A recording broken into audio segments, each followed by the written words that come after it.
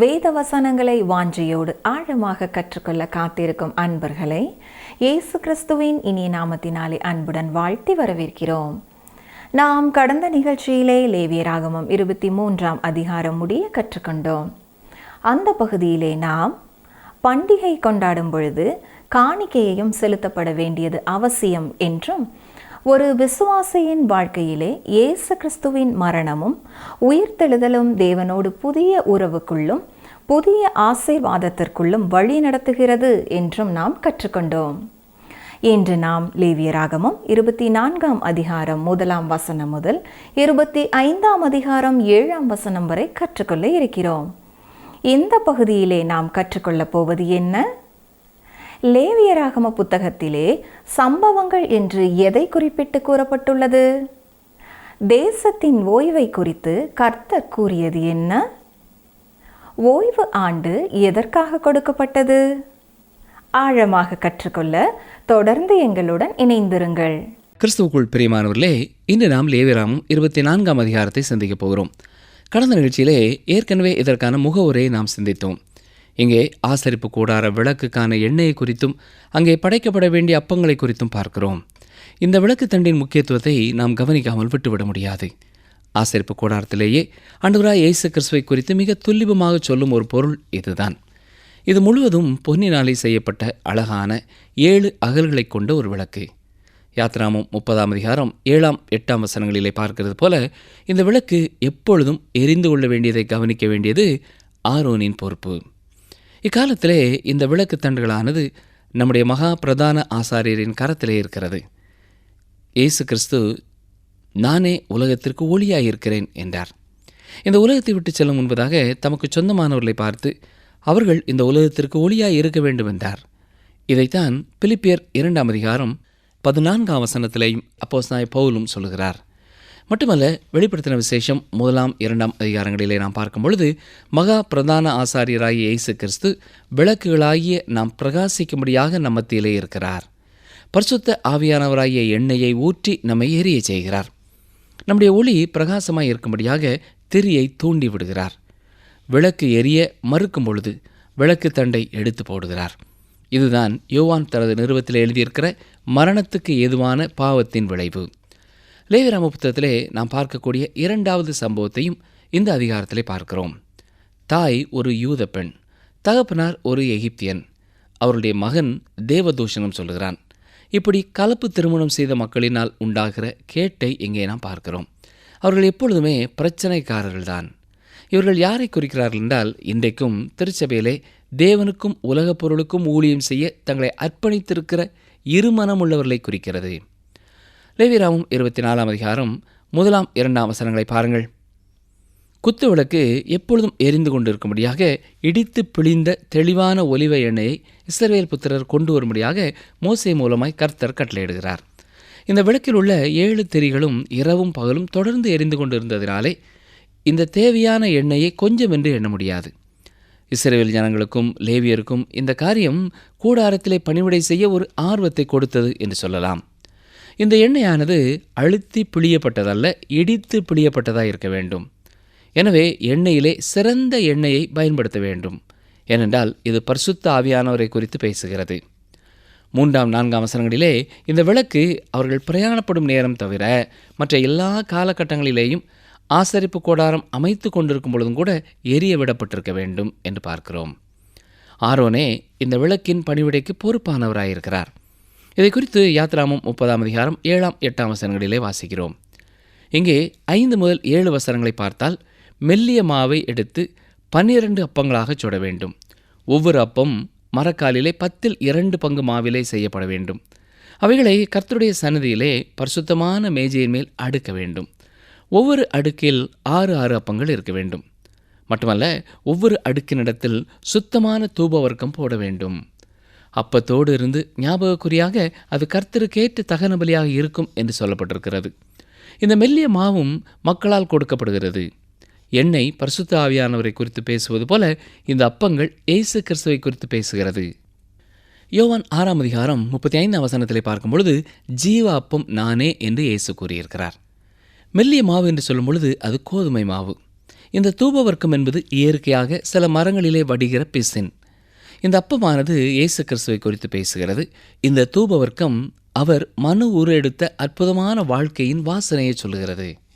லேவியராமம் 24 அதிகாரம் 8-9 வசனங்களிலே அப்பத்தை நித்திய உடன்படிக்கையாக இஸ்ரவேல் புத்திரருடைய கரங்களிலே வாங்கி ஒவ்வொரு ஓய்வு நாள்தோறும் கர்த்தருடைய சந்நிதியிலே அடுக்க வேண்டும்.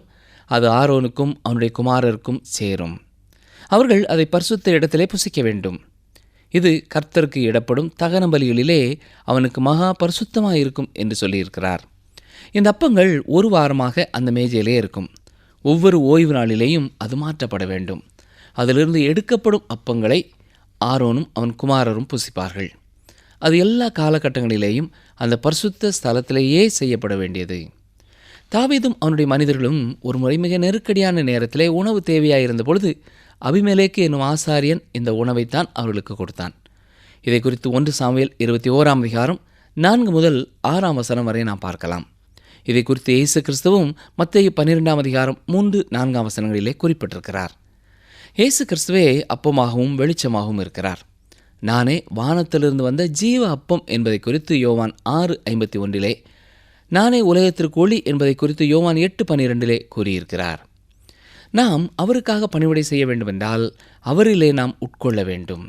நாம் அவருக்காக செய்ய விரும்புகிற எல்லாவற்றையுமே அவருடைய வெளிச்சத்திலே பரிசுத்த ஆவியானவரின் பலனை கொண்டே செய்ய வேண்டும். அருமையானவர்களே, லேவியராம புத்தகத்திலேயே சம்பவங்கள் என்று சொல்லும் பொழுது 2 சம்பவங்கள் தான் காணப்படுகிறது.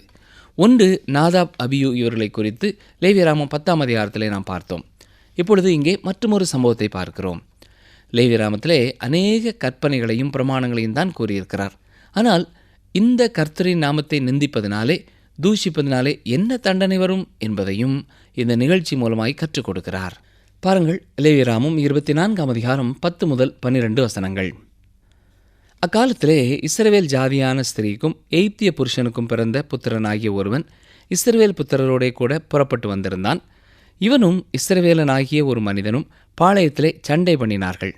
அப்பொழுது இஸ்ரவேல் ஜாதியான அந்த ஸ்திரீயின் மகன் கர்த்தரின் நாமத்தை நிந்தித்து தூஷித்தான். அவனை மோசேயினிடத்தில் கொண்டு வந்தார்கள். அவன் தாயின் பேர் செலோமித். அவள் தான் கோத்திரத்தானாகிய திப்ரியின் குமாரத்தி. கர்த்தரின் வாக்கினாலே தங்களுக்கு உத்தரவு வரமட்டும் அவனை காவல்படுத்தினார்கள். கவனித்தீர்களா? கர்த்தருடைய நாமத்தை தூஷித்தவன் கலப்பு திருமணத்திலே பிறந்த ஒருவன். தாய் தான் கோத்திரத்து பெண், தகப்பன் ஒரு எகிப்தியன். யாத்திராமம் 12 அதிகாரம் 38 வசனத்திலே நாம் பார்க்கிறது போல இப்படிப்பட்ட பல ஜாதியான ஜனங்கள் அநேகர் போனார்கள். இவர்கள் இஸ்ரவேல் ஜனங்களுக்குள்ளே பிரச்சனைகளுக்கு ஆரம்பமாயிருந்தார்கள். வணங்கா கழுத்துள்ளவர்களும் முறுமுறுக்கிறவர்களுமாய் இருந்தார்கள். இவர்களே இச்சைகளுக்கெல்லாம் காரணமாயிருந்தார்கள். எண்ணாமம் 11 அதிகாரம் 4 வசனத்தில் நாம் பார்க்கிறது போல அவர்களுக்குள் இருந்த பல ஜாதியான அந்நிய ஜனங்கள் மிகுந்த இச்சை உள்ளவர்களானார்கள். இஸ்ரவேல் புத்திரரும் திரும்ப அழுது நமக்கு இறைச்சியை புசிக்க கொடுப்பவர் யார் என்று சொல்வதற்கு காரணமாயிருந்தார்கள். இவர்கள் ஏன் பிரச்சனைகளுக்கு ஆரம்ப கர்த்தாவாயிருந்தார்கள்? இஸ்ரவேல் ஜனங்கள் எகிப்தை விட்டு புறப்படும் அந்த சூழ்நிலையிலே இந்த எகிப்திய தகப்பன்மார் தாங்கள் எகிப்திலேயே தங்கிவிடுகிறோம் என்று தங்கியிருப்பார்கள். யூத பெண்கள் தாய்மார் மட்டும் பிள்ளைகளோடு புறப்பட்டிருப்பார்கள். அங்கேயே குடும்பத்திலே பிளவு ஏற்பட்டுவிட்டது. இந்த காரணத்தினாலே தான் தேவன் அன்றும் இன்றும் விசுவாசிகள் அவிசுவாசிகளை திருமணம் செய்யக்கூடாது என்பதை சொல்கிறார். இது ஜாதி தொடர்பான எந்த ஒரு வித்தியாசமும் இல்லை. ஒரு விசுவாசி ஒரு அவிசுவாசியை திருமணம் செய்யக்கூடாது. அவர்கள் ஒரே நிறமுடையவர்களாக இருந்தாலும் ஒரே வம்சத்தை சேர்ந்தவர்களாக இருந்தாலும் அவர்கள் ஒரு விசுவாசி அவிசுவாசியை திருமணம் செய்யக்கூடாது. இதை கர்த்தரே கூறவில்லை என்றால் இது தவறு என்று நம்மிலே யாருக்குமே தெரியாது. இந்த கலப்பு ஜாதியிலே வந்த மனிதனுடைய வாழ்க்கையிலேயும் தீர்மானம் எடுப்பதை குறித்த ஒரு குழப்பமான நிலைமையிலே, பிளவுபட்ட நிலைமையிலே அவன் இருக்கிறான். தாய் வழியிலே செல்வதா, தகப்பன் வழியிலே செல்வதா? சொல்லப்போனால் பிரச்சனை என்னவென்றால் அவன் அந்த தீர்மானத்தை உறுதியாக செய்யவே இல்லை. பல சமயங்களிலே அவன் தகப்பனாரை விட்டு தாயோடு வந்ததற்கு தான் தவறான தீர்மானம் செய்தேனோ என்று குழம்பியிருப்பான். அவர்கள் தனிப்பட்ட வாழ்க்கையை குறித்த கேள்விக்குறியோடு அப்படிப்பட்டவர்கள் வாழ்கிறார்கள். எகிப்தை விட்டு வெளியே வர தீர்மானிப்பதே கடினமான ஒரு தீர்மானம். பின்னர் அவருடைய மனம் திரும்ப எப்போதும் எகிப்திற்கு போக வேண்டும் என்ற எண்ணத்துடனேயே இருந்தது. எனவே பிரயாணம் கடினமாக இருந்த பொழுதெல்லாம் இவர்கள்தான் முதலாவது முறுமுறுக்க ஆரம்பித்தார்கள். அருமையானோர்களே, இப்படிப்பட்ட மனிதர்கள் இன்றைக்கும் திருச்சபைகளிலே இருக்கிறார்கள். இந்த நிகழ்ச்சியை கேட்டுக்கொண்டிருக்கிற உங்களுடைய வாழ்க்கையிலே நீங்கள் இப்படிப்பட்டவர்களாக இருக்கிறீர்களா என்பதையும் சற்றே எண்ணி பாருங்கள். இவர்கள் ரட்சிப்பின் அனுபவம் பெறாத சகோதர சகோதரிகள், ஒரு காலை உலகத்திலேயும் ஒரு காலை திருச்சபையிலையும் வைத்துக்கொண்டு வாழ்கிறவர்கள். திருச்சபையிலே இருக்கிறவர்களாக இருந்தாலும் சுவிசேஷ ஊழியம் நடைபெறுவதற்கு, கர்த்தருடைய வார்த்தை மற்றவர்களுக்கு பிரசங்கிக்கப்படுவதற்கு தடை செய்கிற ஒரு மனிதன் திருச்சபைக்குள்ளேயே இருப்பான் என்றால் அது ஆச்சரியமானதாக இருக்கிறது இல்லையா? ஒரு ஊழியர் தன் அனுபவத்தை குறித்து சொல்லும் பொழுது, வானொலியிலே கர்த்தருடைய வசனத்தை சொல்ல வேண்டும் என்று தனக்கு ஆண்டவர் கொடுத்த பாரத்தை திருச்சபையிலே பகிர்ந்து கொண்ட பொழுது, அதற்கு எதிர்ப்பு தெரிவித்தவர்கள் திருச்சபைக்கு வெளியே உள்ளவர்கள் அல்ல, திருச்சபையின் அங்கத்தினர்கள் தான் என்று கூறியிருக்கிறார். இங்கே நான் வாசிக்கிற வேத பகுதியிலே இந்த மனிதன் ஒரு சண்டை சச்சரவிலே மாட்டிக்கொள்கிறான். ஏன் இப்படிப்பட்ட ஒரு நிலைமைக்கு வந்திருப்பான் என்பதை நீங்கள் அறிவீர்கள் என்று நினைக்கிறேன். ஏனென்றால் தான் வம்சத்திலேயும் இவனுக்கு இடமில்லை. ஆனால் அவர்கள் இஸ்ரவேல் கோத்திரத்திற்குள்ளே இவன் கடந்து வரக்கூடியவன். இவ்வாறு சண்டையில் ஈடுபடும் பொழுது கர்த்தருடைய நாமத்தை அவன் தூஷித்தான். இஸ்ரவேலிலே அது பரிசுத்த நாமம். அருமையானவர்களே, இந்த கர்த்தருடைய நாமத்தை குறித்து நாம் சிந்திக்கும் பொழுது இதை ஏகோவா என்று சொல்வதா, யாவே என்று சொல்வதா, எது சரியானது என்ற கேள்விக்குறி வருகிறது. ஏனென்றால் அவர் பரிசுத்தராய் இருந்தபடினாலே இஸ்ரவேல் ஜனங்கள் அவருடைய பெயரை கூட உச்சரிக்க பயப்படுவார்கள்.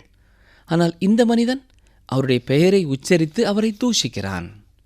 சரி, தொடர்ந்து 13 முதல் 16 வரை பார்ப்பீர்கள் என்றால், கர்த்தர் அங்கே மோசேயை பார்த்து, தூஷித்தவனை பாளையத்துக்கு புறம்பே கொண்டு போ, கேட்டவர்கள் எல்லாரும் தங்கள் கைகளை அவன் தலையின் மேல் வைப்பார்களாக, பின்பு சபையார் எல்லாரும் அவனை கல்லெறிந்து கொள்ள வேண்டும் என்று சொல்கிறார். அது மட்டுமல்ல, மோசே ஜனங்களுக்கு சொல்ல வேண்டியது என்னவென்றால், எவனாயிலும் தன் தேவனை தூஷித்தால் அவன் தன் பாவத்தை சுமப்பான் என்று கூறுகிறார்.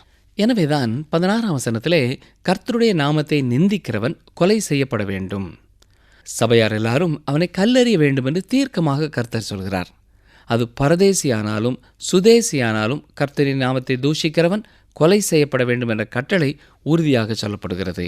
சரி, தொடர்ந்து லேவியராமம் 24ஆம் அதிகாரம் 17 முதல் 22ஆம் வசனங்கள் வரை நாம் வாசித்து பார்த்தால், மனிதனை கொல்லுகிறவன் எவனோ அவன் கொல்லப்பட வேண்டும் என்று சொல்லப்பட்டிருக்கிறது. மிருகத்தை கொண்டவன் மிருகத்திற்கு மிருகம் கொடுக்க வேண்டும், பிறனை ஊனப்படுத்தினால் அவன் செய்தபடியே அவனுக்கும் செய்யப்பட வேண்டும். நொறுக்குதலுக்கு நொறுக்குதலும் கண்ணுக்கு கண் பல்லுக்கு பல் என்று கூறுகிறார். மட்டுமல்ல, உங்களில் பரதேசிக்கும் சுதேசிக்கும் ஒரே நியாயம் இருக்க வேண்டும். நான் உங்கள் தேவனாய கர்த்தர் என்று கூறுகிறார். இன்று நம்மில் அநேகர் ஒரு மிருதுவான எண்ணத்தோடு இருக்கிறோம். ஆனால் கொலை செய்த ஒரு மனிதனுக்கு கொடுக்கப்பட வேண்டிய தண்டனையை கர்த்தர் இங்கே தெளிவாய் சொல்லியிருக்கிறார். யுத்தங்களுக்கு எதிராக போராடும் பொழுது அந்த போராட்ட குழுவிலே செல்கிறவர்கள் கொலை செய்யாதிருப்பாயாக என்று எழுதி கரங்களிலே பிடித்து கொண்டு போகிறார்கள். ஆனால் லேவியராமம் 24ஆம் அதிகாரத்திலே இப்பொழுது நாம் வாசித்த இந்த வசனங்களை யாருமே எழுதி கொண்டு செல்கிறதில்லை. ஆனால் இங்கே தேவன் கூறும்பொழுது கண்ணுக்கு கண் பல்லுக்கு பல் என்பதை தெளிவாக சொல்கிறார். மட்டுமல்ல, தேசத்தில் இருக்கிற எல்லாருக்கும் ஒரே நீதி உண்டு என்பதையும் தெளிவுபடுத்தியிருக்கிறார். கவனியங்கள், லேவியராமம் 24ஆம் அதிகாரம் 23ஆம் வசனம் வாசிக்கிறேன். அப்படியே தூஷித்தவனை பாளையத்துக்கு புறம்பே கொண்டு போய் அவனை கல்லெறியும்படி மோசே இஸ்ரவேல் புத்திரரோடே சொன்னான்.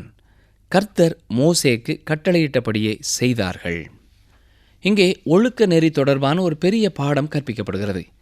தேவனுடைய நாமம் பரிசுத்தமானது, அது காக்கப்பட வேண்டும். கர்த்தருடைய நாமத்தை தூஷிக்கிறவனுக்கு மரண தண்டனை கொடுக்கப்பட வேண்டும். அதை போலவே மனிதனுடைய ஜீவனும் மிக பரிசுத்தமானது, விலையேறப்பட்டது, அதுவும் காக்கப்பட வேண்டும். தேவன் தனி மனிதனுடைய சொத்தையும் பாதுகாப்பையும் குறித்து தெளிவாய் சொல்கிறார். தேவன் எல்லா காரியங்களிலேயும் நீதி உள்ளவராக செயல்படுகிறார். அருமையான சகோதரனை சகோதரியே, நாமும் கர்த்தருடைய பரிசுத்த சன்னிதானத்திலே பாவிகளாய் காணப்படுகிறோம். பாவம் செய்யும் ஆத்துமா சாகும் என்று கர்த்தர் சொல்லியிருக்கிறார். ஆனால் எனக்காக உங்களுக்காக அந்த மரண தண்டனையை இயேசு கிறிஸ்து அனுபவித்து விட்டார். ஏசாயா 53ஆம் அதிகாரம் 4 முதல் 6 வசனங்களை கவனியுங்கள். மெய்யாகவே அவர் நம்முடைய பாடுகளை ஏற்றுக்கொண்டு நம்முடைய துக்கங்களை சுமந்தார். நாமோ அவர் தேவனால் அடிபட்டு வாதிக்கப்பட்டு சிறுமைப்பட்டவர் என்று எண்ணினோம். நம்முடைய மீறுதல்களின் நிமித்தம் அவர் காயப்பட்டு நம்முடைய அக்கிரமங்களின் நிமித்தம் அவர் நொறுக்கப்பட்டார். நமக்கு சமாதானத்தை உண்டு பண்ணும் ஆக்கினை அவர் மேல் வந்தது, அவருடைய தழும்புகளால் குணமாகிறோம். நாம் எல்லாரும் ஆடுகளைப் போல வழிதப்பி தெரிந்து அவனவன் தன் தன் வழியிலே போனோம். கர்த்தரோ நம் எல்லாருடைய அக்கிரமத்தையும் அவர் மேல் விழப்பண்ணினார். இப்பொழுது நாம் லேவியராமம் 25ஆம் அதிகாரத்தை கற்றுக்கொள்ளப் போகிறோம். இங்கே ஓய்வான ஆண்டை குறித்தும் யூபிலி வருடத்தை குறித்தும், எப்படி ஒரு சொத்தானது மீட்கப்பட வேண்டும் என்பதை குறித்தும், மனிதர்கள் எப்படி மீட்கப்பட வேண்டும் என்பதை குறித்தும் சொல்லப்பட்டிருக்கிறது. மோசே கூறிய பொருளாதாரம் தொடர்பான காரியங்கள் அவர்கள் பாலஸ்தீன தேசத்திலே வாழும்பொழுது அவர்களுக்கு சொந்தமானது. இதை குறித்து இந்த அதிகாரத்திலே முக்கியத்துவப்படுத்தப்பட்டிருக்கிறது. இங்கே கொடுக்கப்பட்டிருக்கிற பிரமாணங்கள் இஸ்ரவேல் மக்கள் கானான் தேசத்திற்குள்ளே பிரவேசிக்கும் வரைக்கும் அவருடைய வாழ்க்கையிலே அதை கட்டாயப்படுத்த முடியாது. அதாவது இந்த கற்பனைகளை வனாந்தரத்திலே கை கொள்ள முடியாது. நிலத்தை மீட்டுக் கொள்வதை குறித்து இங்கே அநேக குறிப்புகளை நாம் பார்க்க போகிறோம். இந்த அதிகாரத்தின் பல இடங்களிலே நான் உங்களுக்கு கொடுக்கும் தேசத்திலே நீ போய் சேர்ந்திருக்கும்போது தேசத்துக்கு அது ஓய்வு தேசம், தேசமெங்கும் அதன் குடிகளுக்கெல்லாம் விடுதலை கோர கடவீர்கள் என்பது போன்ற வார்த்தைகளை பார்க்கலாம்.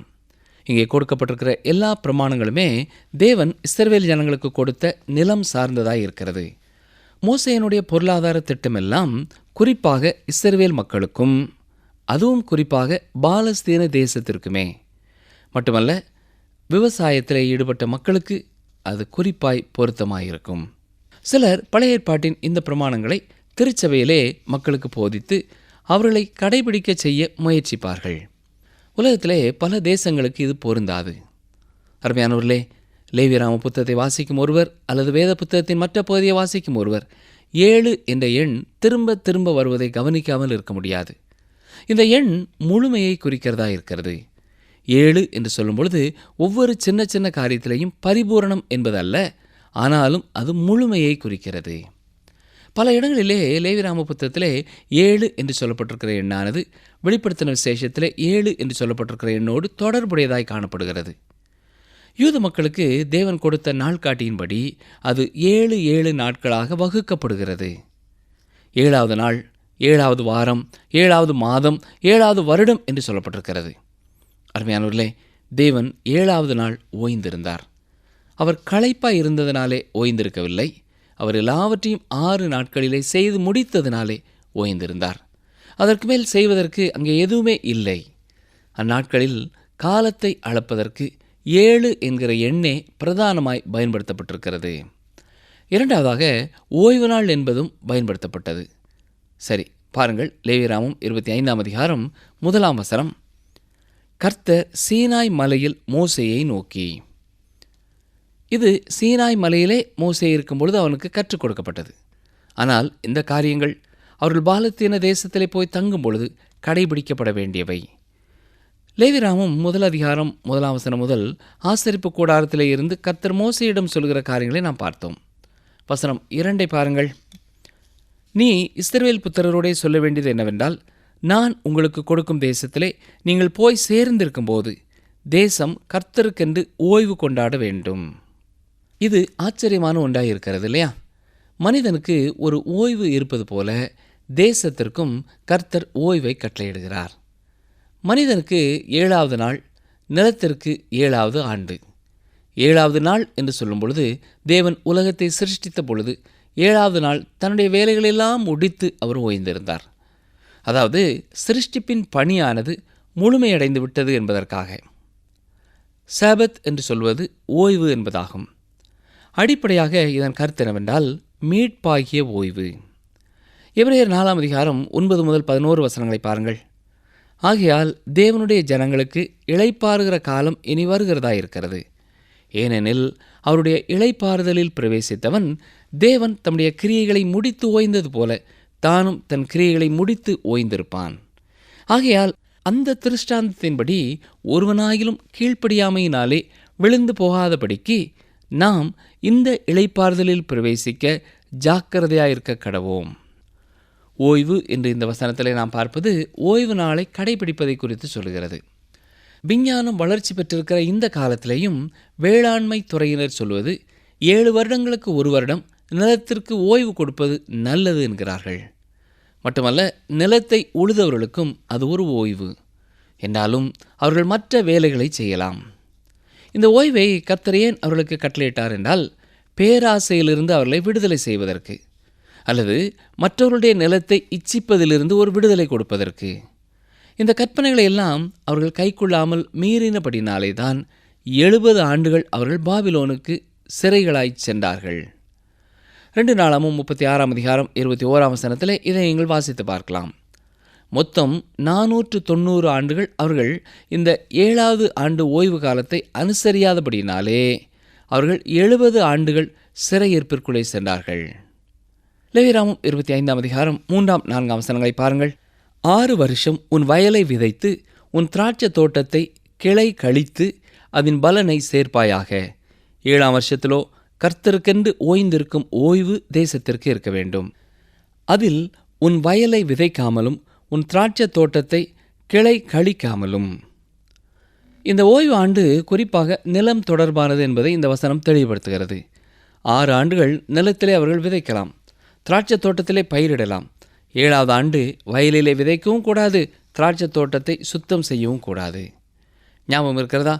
பூமியின் மேலே தேவன் ஒரு சாபத்தை கூறினார். மனிதன் மேலும் அது கூறப்பட்டது. மனிதனுடைய நெற்றி வேர்வையினாலே அவன் வேலை செய்ய வேண்டும். நிலத்தில் அவன் பாடுபடுவதனாலேயே அவன் உணவை பெற்றுக்கொள்ள வேண்டும். ஆனால் அருமையான சகோதரனை சகோதரியே, இந்த சாபங்கள் எல்லாம் எடுத்து போடப்படும் ஒரு காலம் வரும். இதை குறித்து ரோமர் 8ஆம் அதிகாரம் 20 முதல் 22 வசனங்களிலேயும் ஏசாயா 35ஆம் அதிகாரம் முதல் 2 வசனங்களிலேயும் நாம் வாசிக்கலாம். லேவியராகமம் 25ஆம் அதிகாரம் 5 முதல் 7 வசனங்களை பார்ப்பீர்கள் என்றால், ஓய்வு ஆண்டிலே தேவன் எப்படி ஜனங்களின் சரீர தேவைகளை சந்தித்தார் என்பது இங்கே சொல்லப்பட்டிருக்கிறது. நிலம் இவ்வளவு செழிப்பாய் இருந்தது என்பதை இது காட்டுகிறது. ஆபிரகாமின் காலத்திலே யூப்ரட்டிஸ் நதி பள்ளத்தாக்கிலே எதையுமே அவர்கள் பயிரிட தேவையில்லை. அவர்கள் நாட்டாமலேயே பயிர்கள் வளர்ந்து வந்தன. இஸ்ரவேல் மக்களுக்கும் கானான் தேசத்திலே ஓய்வு வருடத்திலே விளையும் விளைச்சலானது நிலத்தின் சொந்தக்காரனுக்கும் வேலைக்காரர்களுக்கும் மற்றவர்களுக்கும் கூட போதுமானதாக இருந்திருக்கிறது. மட்டுமல்ல, காட்டு மிருகங்களும் வீட்டு மிருகங்களும் கூட மேய்வதற்கு போதுமானதாக இருந்திருக்கிறது. தேவன் மனிதனையும் மிருகங்களையும் இஸ்ரவேலரையும் மற்ற ஜனங்களையும் பணக்காரர்களையும் ஏழைகளையும் அந்த ஆண்டிலே பொறுப்பெடுத்தார். அவர்கள் எல்லாருக்கும் சாப்பிடுவதற்கு போதுமானதை கொடுத்தார். என்றாலும் அவர்கள் வியாபாரம் செய்யும்படியாக எதையும் அந்த ஆண்டிலே அறுவடை செய்ய முடியாது. சாபத் என்று சொன்னால் ஓய்வு என்று பொருள். நமது ரட்சிப்பிற்காக நாம் எந்த செயலையும் செய்ய தேவையில்லாதபடி இயேசு எல்லாவற்றையும் செய்துவிட்டபடினாலே இப்பொழுது நாம் எல்லா நாட்களிலேயும் ஓய்ந்திருக்கலாம். சனிக்கிழமைகளிலே தான் ஓய்ந்திருக்க வேண்டும் என்று சொல்லி மோசேயின் நியாயப்பிரமாணத்தின் ஒரு பகுதியை கை கொள்கிறவர்கள் லேவியராகமம் 25ஆம் அதிகாரத்தையும் படிக்க வேண்டும். ஏனென்றால் ஓய்வு நாளை குறித்து மட்டும் தேவன் கற்பனை கொடுக்கவில்லை. ஓய்வான வருடத்தை குறித்தும் யூபிலி ஆண்டை குறித்தும் கூட தேவன் கற்பனை கொடுத்திருக்கிறார். தேவன் இஸ்ரவேல் ஜனங்களுக்கு அநேக பாடங்களை கற்றுக் கொடுக்கிறார். எந்த ஒரு தனி மனிதனும் நிலத்தை சொந்தம் கொண்டாடாதபடி ஏழை எளிய மக்களும் பராமரிக்கப்படும்படியாக அந்த கற்பனைகளை எல்லாம் அவர் கொடுத்தார். தேவன் நிலத்தையும் ஏழை எளிய மக்களையும் அநேக நேரத்திலே பாதுகாக்கிறார். அது மட்டுமல்ல, அவர் கற்றுக் கொடுக்கிற மற்றொரு காரியம், நிலமானது சபிக்கப்பட்டிருக்கிறது.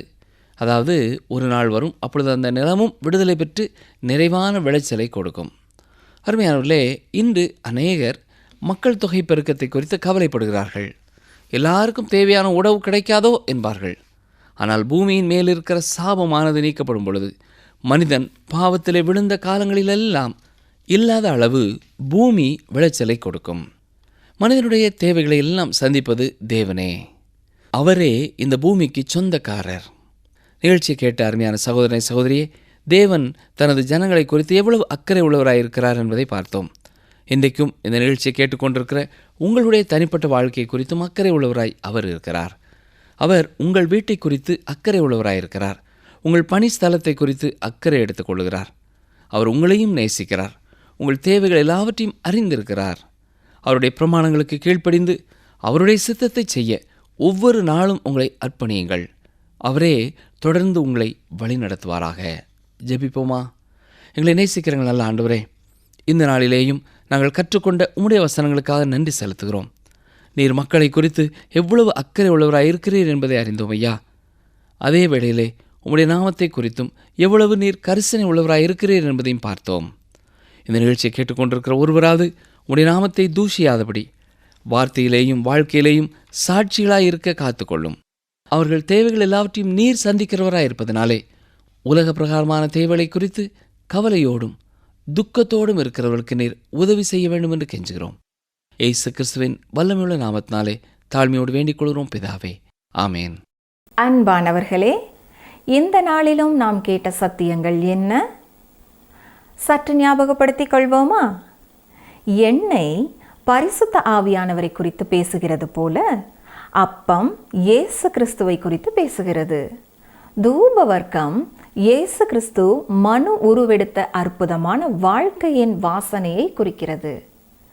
நாம் தேவனுக்காக செய்ய வேண்டிய எல்லாவற்றையும் அவருடைய வெளிச்சத்திலே பரிசுத்த ஆவியானவரின் பலனை கொண்டே செய்ய வேண்டும்.